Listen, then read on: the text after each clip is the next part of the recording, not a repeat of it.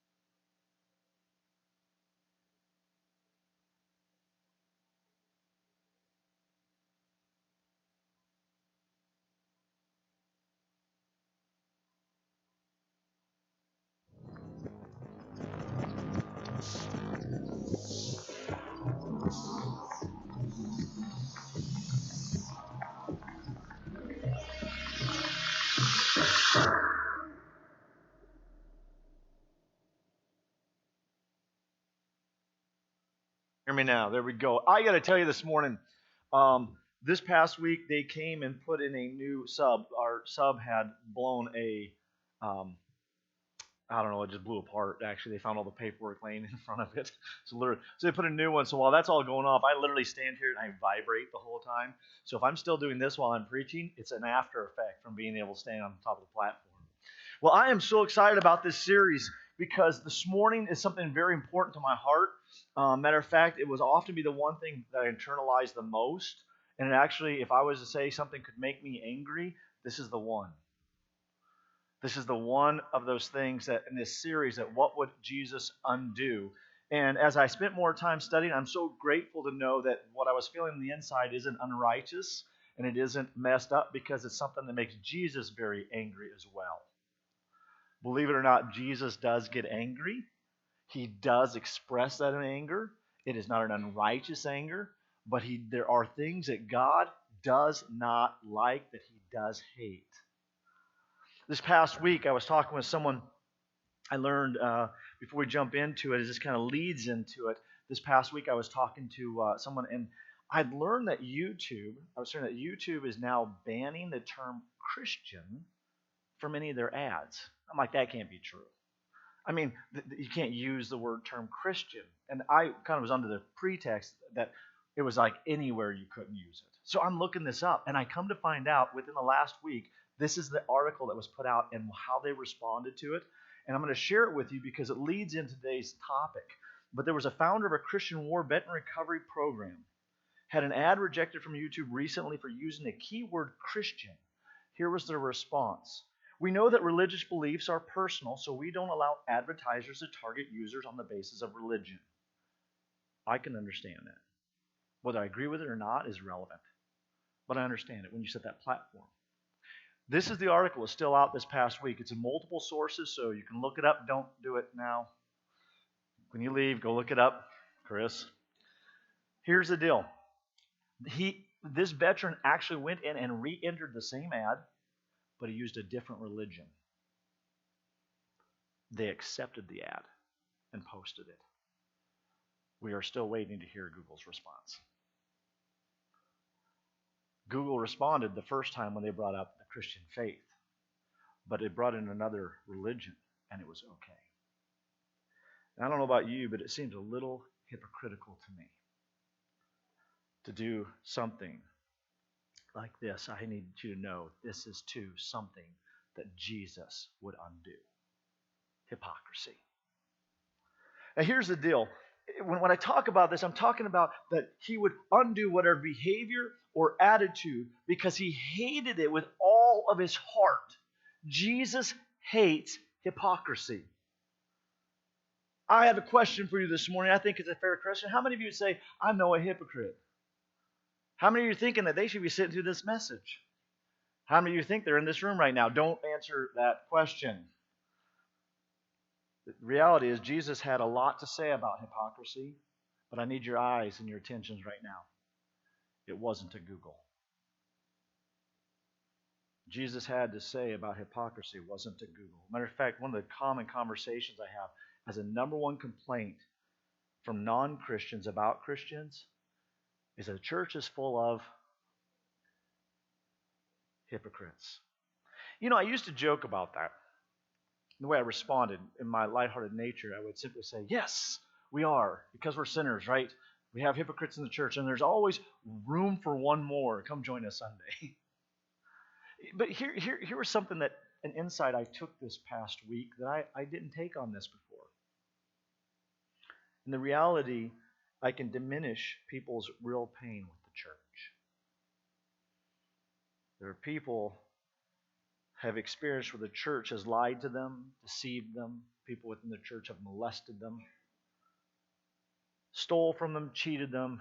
Here the deal is, they have real pain and real experiences that allow them to think very poorly of those who say, I go to church. I'm a Christian. It was Brennan Manning who said the single greatest cause of atheism in the world today is Christians who acknowledge Jesus with their lips when they walk out the door and deny him by their lifestyle. That is what an unbelieving world simply finds unbelievable. So this morning I want to take a few moments just to define what hypocrisy is, Jesus' thoughts on this and how he felt about it, and the hope that you and I have if we're going to be honest, and how hypocrisy plays a part in our life. So let's jump into it this morning. As I'm giving you this definition, I want to lead into it by giving you what hypocrisy is not. I think it's important because sometimes we misuse the word hypocrisy. We kind of throw it around if we didn't like the way somebody acted compared to what they said, and so, oh, you're a hypocrite. Well, here's what hypocrisy is not. Hypocrisy is not the inconsistency between what we do and what we wish we did. Hypocrisy is not that gap, that space, that inconsistency between what we do and what we wish we did. Man, I wish I didn't have thoughts about that person that way. I really wish I didn't think that way. I wish I had not lied to them. I wish that I had not watched that. It is not hypocrisy when we acknowledge we do it and wish we didn't. That's just sin. That's disobedience. That's not honoring God. And that's a space where we acknowledge it's sin. But sin doesn't make it hypocrisy. So let's work with the definition of what hypocrisy is. Here's what hypocrisy looks like. Hypocrisy is the gap between what we show and who we are. Hypocrisy is the gap between what we show and who we are. It's basically between what we say is important, right? That we value, we should and should, but the gap between that and how we actually live. How others, maybe we say others should live, right? And then how we live. It's the gap between things that where we are, the difference between what we call the public persona, what I allow others to see about me, and private character, what you're doing behind closed doors. Hypocrisy is the gap between what we show and who we are. Now, here's the deal. The word hypocrisy comes from a word in the Old Testament, it's in Greek, or sorry, New Testament, the Greek, it's hypocrisy. Now, I can tell you right now that you could probably hear that said 3 or 4 different ways. And since I don't speak Greek, even trying to translate into English, that's the best you're going to get out of me. But the word really comes from this idea. It means an actor. It's a stage player. It's someone who hides behind a mask. Have you ever seen these? Right? They represent the theater masks. And they have 2 different kinds that represent that in the staging, right? And they represent different characters. And they would literally, except that behold, they would use those to cover their face. And they would play a character whom they really were not. And that's the foundation of this word and where it comes from. And basically, it's put your fake face on. And we can see this happen in a couple ways, right? Oh, everything is wonderful. God is so good. He heals everything. He is the perfect one. I celebrate his. Isn't he just amazing? I just taste him my whole life. While really, on the other side, that smile is not for real. I don't really live to please him because he's so wonderful. I'm not talking about his greatness. I'm putting on this face of how wonderful God is. And I tell everybody how wonderful he is, but I'm really just living for myself. And then you have these kind of the Christians, maybe we fit into this. You shouldn't drink, smoke, or chew, or go with the girls who do. And then in the back door, laugh if you know it was you, right? Okay. So, but what happens, right? We get judgmental. You shouldn't be dealing with, you should not have that habit. You shouldn't be doing that. But in the back door where nobody sees and is closed, I carry my own vices. And I can be very loud about it. And I look like I'm doing the right things because you should be giving to church and you should be serving and you should be doing that. And then I go home and I complain about everybody else who's not doing what I was doing. That's called hypocrisy because we call that gossip and slander. These are the masks that we can often be guilty of wearing as followers of Christ. We say we're a Christian, but we're living like hypocrites. In fact, Paul in his letter to Titus made this observation. They claim to know God, but by their actions they deny him. Jesus hates hypocrisy. He hates it. And we can see throughout the stories as he was often pointing out how people were hypocritical. It's layered throughout the scriptures, right? The ways that Jesus saw this, even in the spiritual leaders of his days, they were giving to be seen. They would put up an offering plate. I got a lot of bass coming up through here. It's vibrating a lot on the floor. He would come through and there would be this big container and it was a jar and the wealthy would come up and they'd make sure they dropped a lot of coinage so it would rattle just right through all of it and everybody would know, look how much I gave. Maybe there were stories in there how the religious would fast to impress, and so they would allow their face to get all droopy looking, and then they would not keep the oil so that it would look natural. And you know what happens when you fast for a while? You'll get these big bags in your eyes, and then, yes, I'm praying for the Lord. Or they would make big shows about their prayer life, and they would come out and they would host big prayers and say big words, and nobody understood. Because they were religious and holy and close to God. And Jesus was annoyed with what happened. They would pray to be heard, and they would criticize others for certain things and do the same thing. In fact, they would take real advantage of the poor when there's the very people that Jesus came for those who were poor. We're included in that. One day, Jesus was watching it take place in the temple, and there were money changers. And they were using it as a place to make profit for their personal gain. It wasn't anything to do with the kingdom. It was for their personal gain. They turned it into a marketplace. And he saw how the poor were being taken advantage of. And Jesus he was all lit up. He walks over to the tables. And it literally says that he took a moment to sit down and he made a whip. Made it. You know how long that had to be brewing inside of him to be taking leather and winding it together, making a handle that he could use to whip out the cattle? He didn't say he whipped people. Throwing over the tables. If somebody came in here was angry about what was happening and started throwing our tables over, we'd say, well, you're just not being politically correct. You're not being proper about it.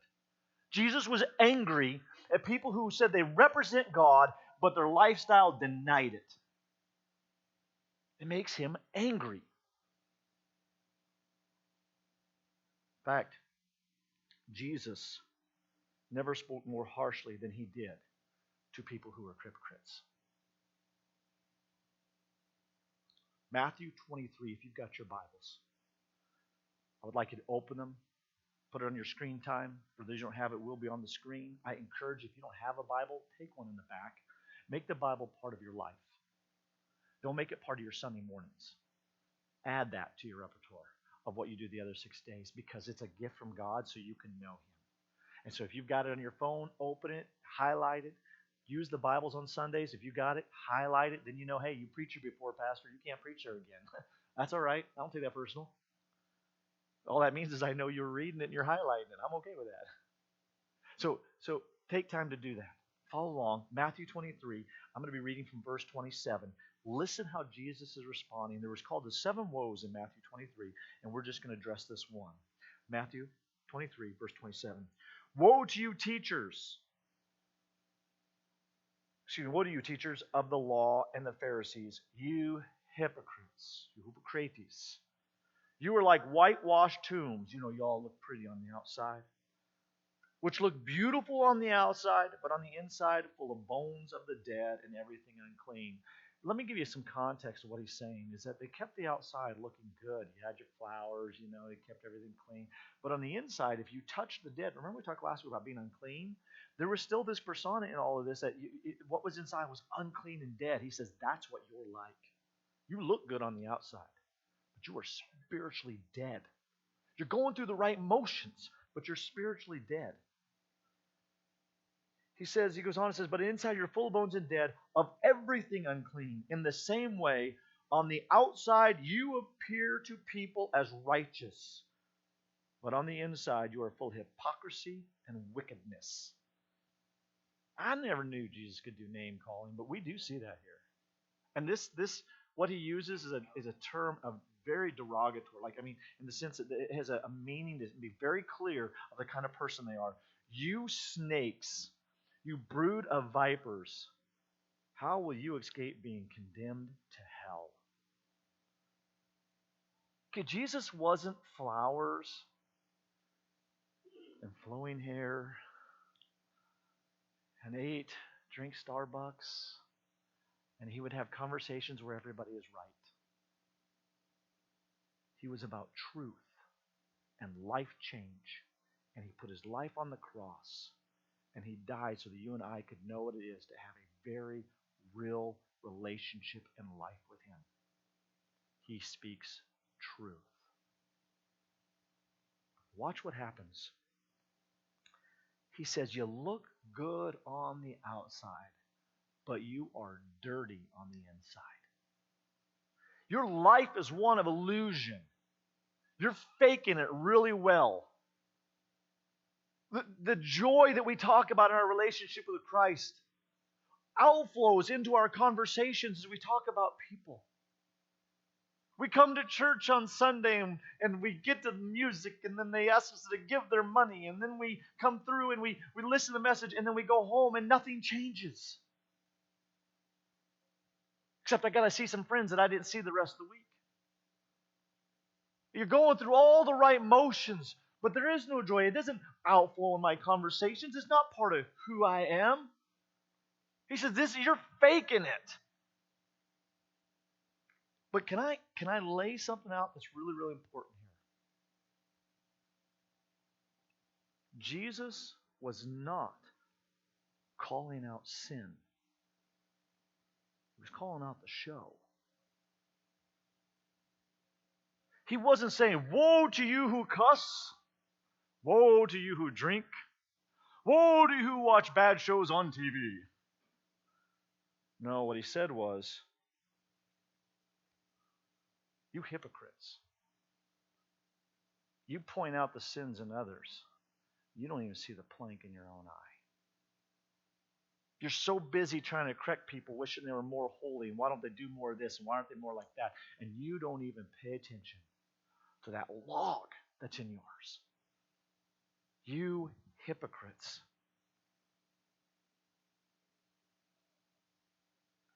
You do the same things and act like you don't. You talk about the importance of forgiveness. You talk about the importance of being generous. You talk about the importance of real relationships, but you don't. You think by now, I hope that what you're hearing is Jesus didn't have a lot of space for hypocrisy. And you know, one of the most dangerous breeding grounds that you and I will find for hypocrisy is social media. I'm not here to speak against using social media. I'm saying there's a real danger there. For example, I've been guilty of this, right? There you're sitting with your cup of coffee and your Bible open, you're having your morning devotions, but you spent more time getting the pick right than you did actually having devotions. Maybe you didn't even post the pick because you're not having devotions. You just know that it's important. Maybe there's times where you're posting on the importance of prayer and how it changes the world and why it's important for us, but we don't really spend time in prayer. Not the kind of prayer that brings the kind of change we're looking for. Maybe what we're doing is where people post on the importance of forgiveness while living in resentment or bitterness in your own life. Maybe sometimes we are posting about how wonderful our marriage, how great it is, and behind the closed doors, there's resentment and bitterness in it. Maybe some of the things that we're posting on is how wonderful things are great and how blessed we are and how wonderful. And everybody sees, let's be honest, how often do we ever see this? Unless you're talking politics, and every once in a while you see this come up on there. But when people are talking about their own life, everybody looks like this. And we're not seeing the realness of the relationship behind it. The realness where people are struggling and not being honest about the habits they can't kick, the depressions they're running through, the anger there. Listen, this is a real struggle. And I'm not standing before you to condemn you. I want you to have a real taste of God's heart. Because I honestly feel like sometimes I can be the best fake Christian out there. Maybe I'm more like the Pharisees than I want to admit. Maybe you've done the same thing where you've posted on a marriage or a relationship, but you're not even talking at home. Maybe you're a Christian businessman or a businesswoman. The truth is, though, you're not living to exemplify God in your business. You're living to make money because money's become your God. Maybe the reality is you're a student here today, whether high school or college, and you claim to be a Christian. Well, let's be honest. The language you use, the jokes you tell, and the things you do really aren't any different than all the friends you hang out with.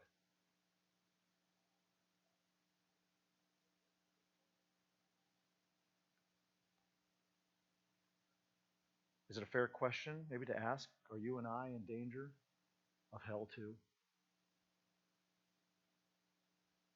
Friends, I hope that right now this is hitting home with some of you. I hope you're uncomfortable. I hope that you're taking an honest inventory of your own life right now. And I'm okay if you don't like what's being said today. But here's why I'm okay with it. Because if God is checking you, you're in a great space. Because He wants you to know His heart. And He wants you to know the hope that comes when we struggle in our own hypocrisy. When you feel that tug, right now I'm going to pause for 10 seconds. And I want you to ask an honest question. God, is there a space in my life where I'm living hypocritical? Don't look at me. I want you to close your eyes when you do. Look down. Don't be distracted around you. I'll take 15 seconds and ask that question. God, where am I being hypocritical?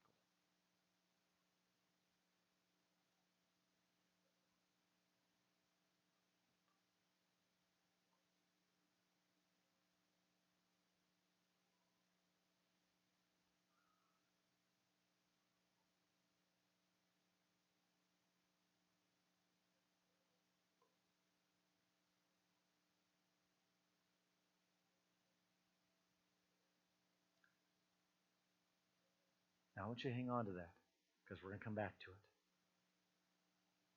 I want to tell you there's incredible hope for those of us who have dealt with hypocrisy or feel like we do.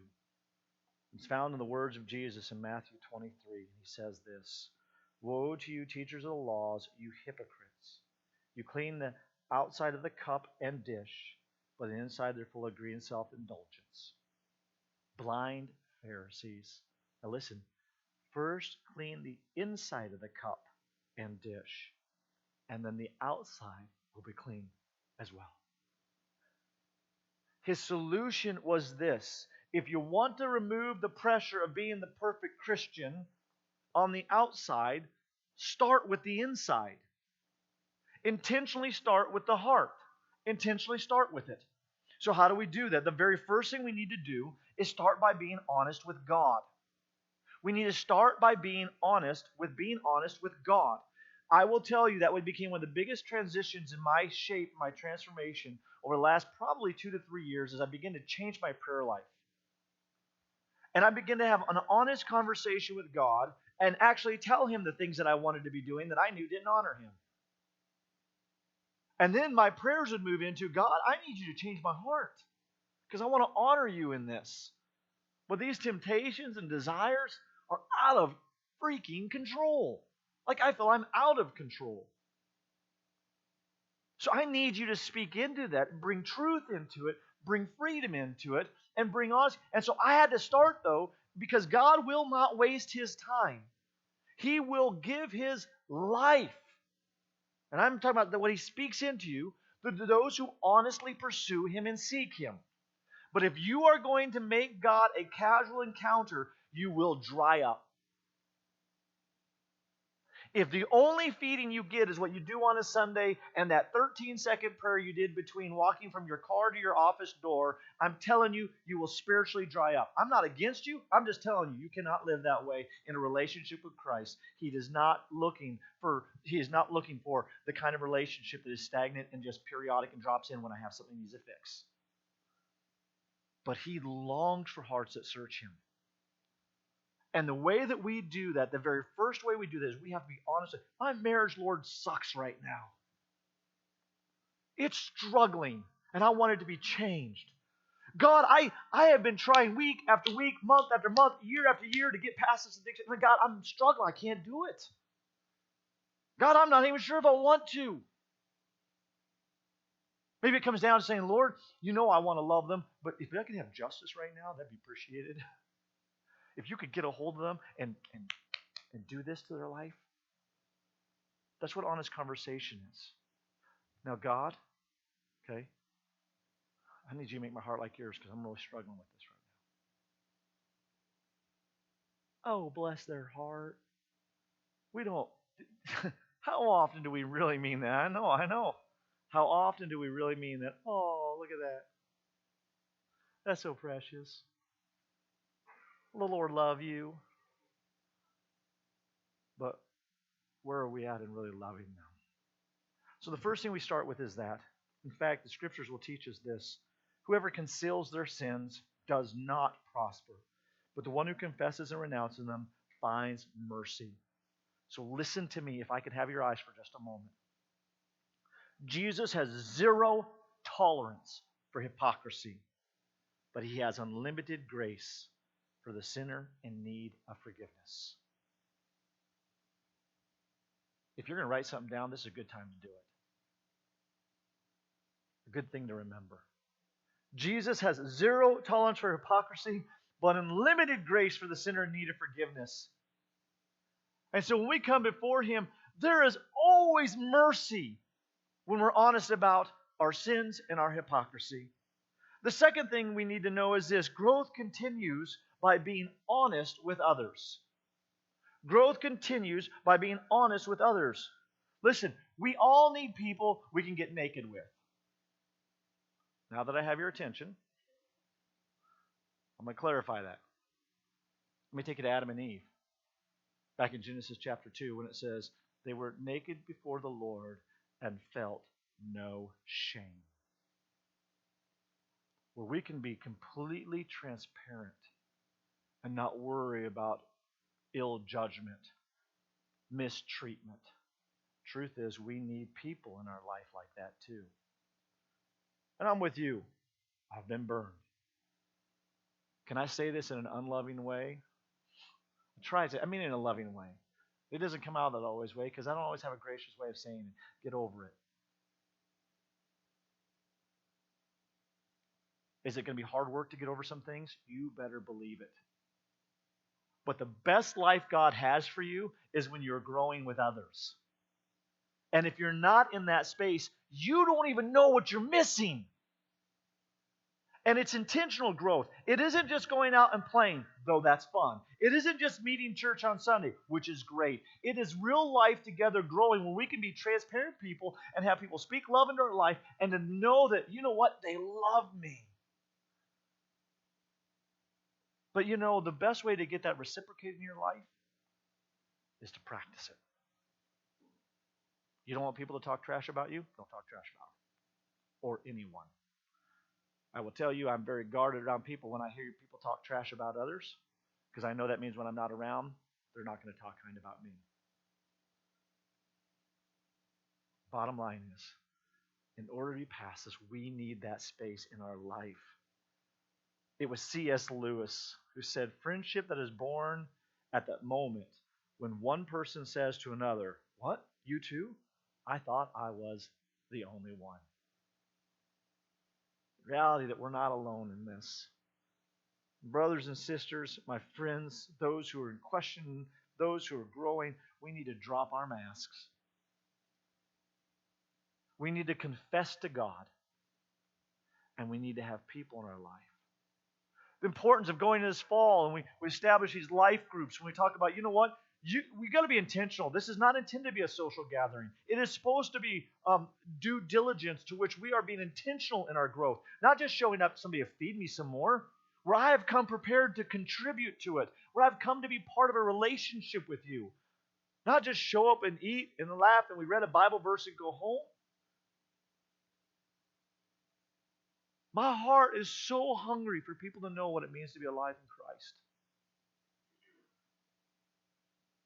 But if people aren't willing to allow God to speak that truth in their life, then we will never be anything more than just a social club. And I don't know about you, but I want to live in a vibrant relationship with God and with you.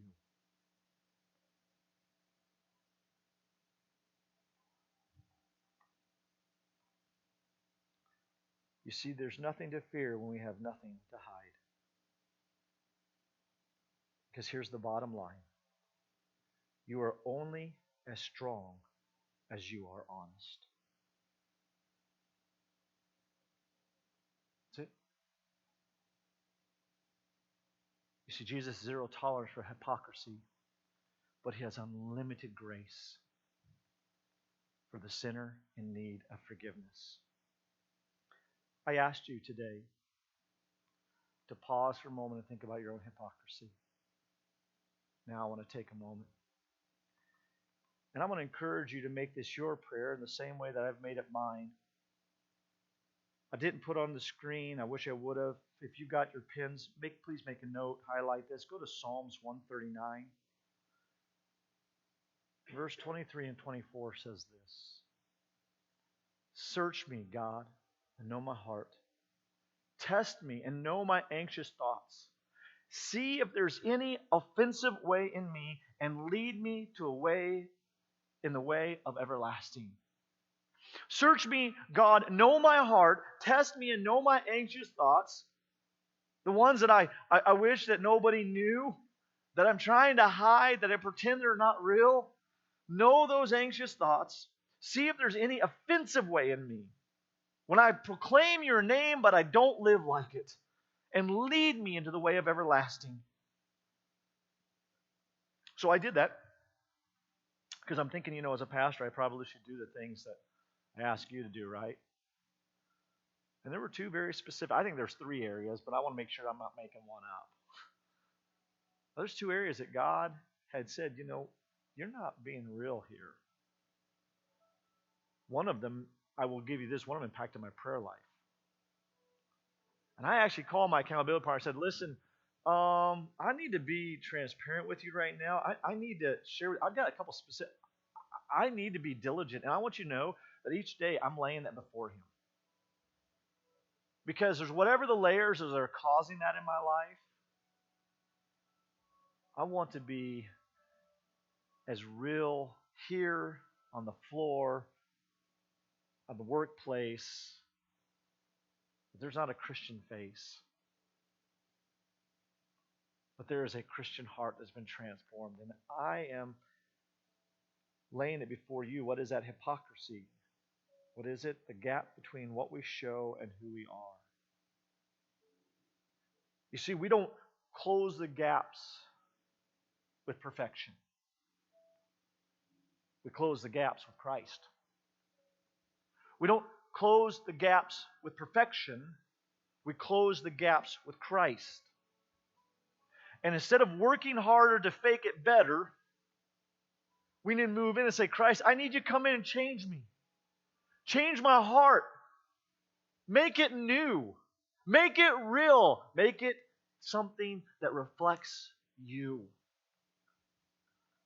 Because Jesus had zero and has zero tolerance for hypocrisy. But He has unlimited grace for the sinner in need of forgiveness. So I'm going to ask you right now to close your eyes as we close our time together. And to recognize that we need to stop playing the good Christian because honestly, we're not. Otherwise, you're faking.